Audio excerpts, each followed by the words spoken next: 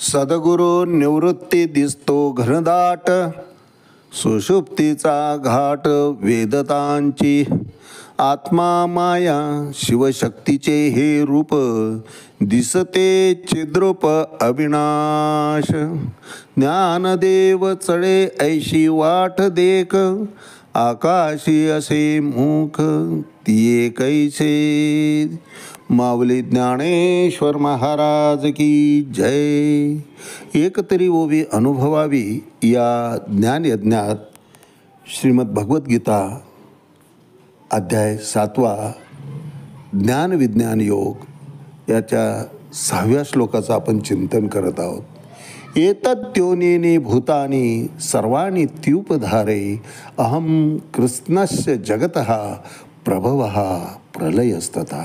आपण पाहतो ही सृष्टी जी आहे, जे जे सृष्ट आहेत, अर्थात जे जे दिसत आहे, दृश्य आहे, हे संपूर्ण भगवंताची निर्मिती आहे.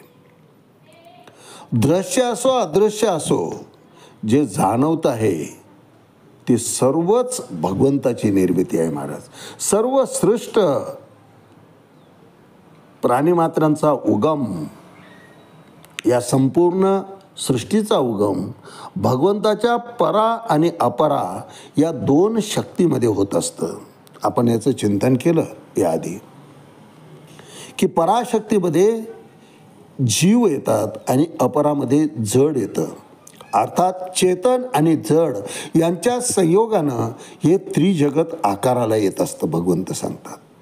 आणि परा अपरा प्रकृतीचा संयोग जेव्हा होतो, त्या चैतन्य जेव्हा ओतलं जातं, त्यावेळेस अपरा प्रकृतीसुद्धा आकाराला यायला लागते. आणि याचं आपण उदाहरण बघितलं की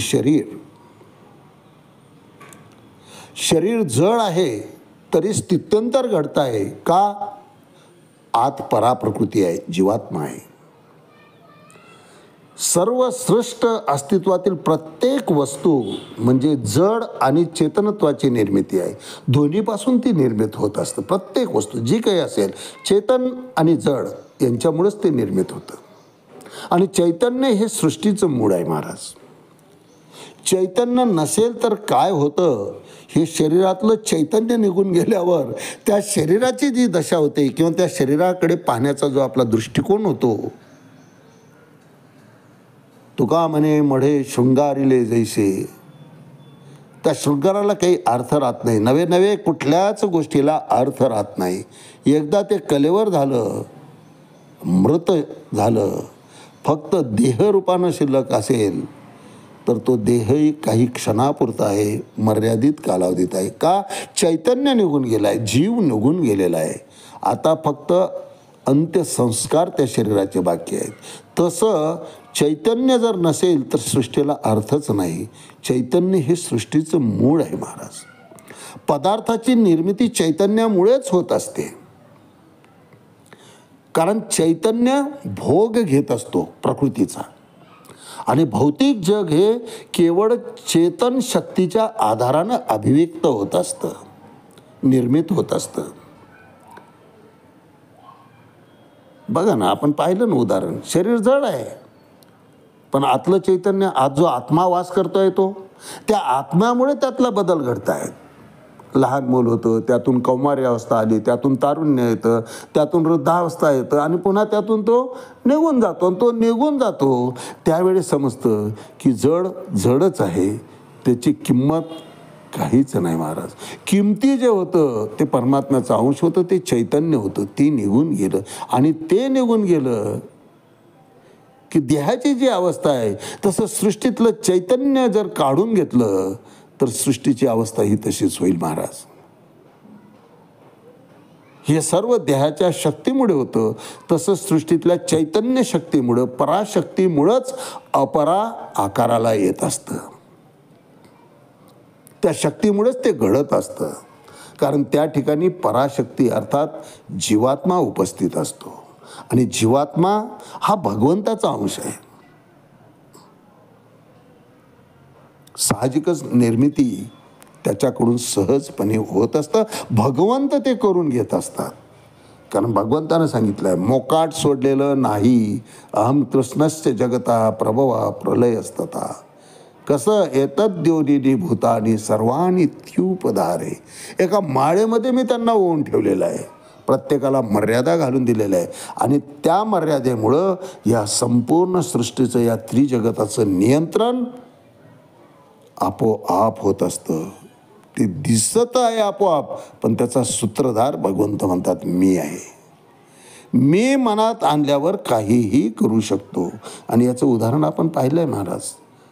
भूकंपाच्या स्वरूपानं, प्रलयाच्या स्वरूपानं, मोठ्या वादळाच्या स्वरूपानं, मोठं अग्नितांडव सुरू झालं की या ठिकाणी या शक्तीची प्रचिती येते, भगवंताच्या अपराशक्तीची.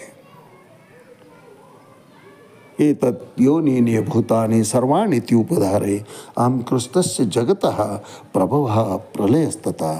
या श्लोकावर भाष्य करताना माऊली ज्ञानेश्वरी ज्ञानविज्ञान योग अध्याय 7 त्यातल्या 24 क्रमांकाच्या ओळीमध्ये म्हणतात, होती 84 लक्ष धरा एरामिती नेनितो भांडारा, भरे आदिशून्याचा गाभारा नानी अशी.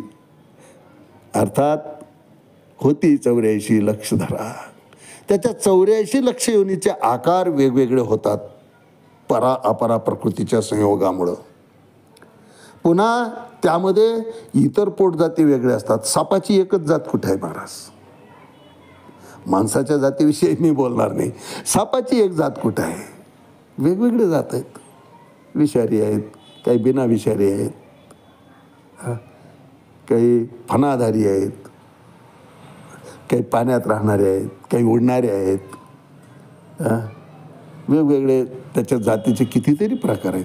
ते प्रकार तर वेगळे. फक्त सर्प ही एक जात मोजली तर असे जीव 84 लक्ष योनी आहेत. पुन्हा त्यातल्या पोटजाती किती आहेत ते तर कोण जाणे किती आहेत की भगवंत सांगतात. इतर जाती आणखीन कितीतरी पोटजाती आहेत, याची गणतीच नाही. आणि अशा अव्यक्त मायेचा गाभारा, मायेचं कसं आहे अव्यक्त म्हटलेलं आहे, कारण माया व्यक्त कुठंच झालेली नाही. अस्तित्व आहे का? आहे. अस्तित्व आहे म्हणून तर जग चाललेलं आहे. मायेत आहो म्हणून आपण जगतोय. मायेच्या प्रभावामुळे जग चाललं आहे महाराज. आणि माया ही स्वतः अव्यक्त आहे. मुळात ती नाहीच, नाही परंतु भासवते म्हणून तिला माया म्हटलेलं आहे. आणि अशा या अव्यक्त मायेचा गाभारा भगवंतपणे भरून जातो या 84 लक्ष योनीनं. माझ्या पराप्रकृतीनं ही संपूर्ण सृष्टी भरून जाते. तेच अपराचा उपभोग घेतात. अपराही वाढीला लागते आणि परामध्येही वृद्धी आपोआप होत असते. त्यांच्या माध्यमानं मी करून घेत असतो. कारण एतत् योनिनी भूतानि सर्वाणि त्युपधारे अहं कृष्णस्य जगतः प्रभवः प्रलयस्तथा. ही सगळी व्यवस्था भगवंत म्हणतात मी करतो अर्जुना. होती 84 लक्ष धरा एरा मिती नेनितो भांडारा, भरे लक्ष योनीचे भरे आदिशून्याचा गाभारा नानी हसी. आज याच ठिकाणी थांबूया. रामकृष्ण हरी पुंडलिक वरदारी विठ्ठल. श्री ज्ञानदेव तुकाराम पंढरीनाथ भगवान की जय. माऊली ज्ञानेश्वर महाराज की जय. जगद्गुरु तुकाराम महाराज की जय. शांती ब्रह्म एकनाथ महाराज की जय. आदिशक्ती मुक्ताबाई की जय.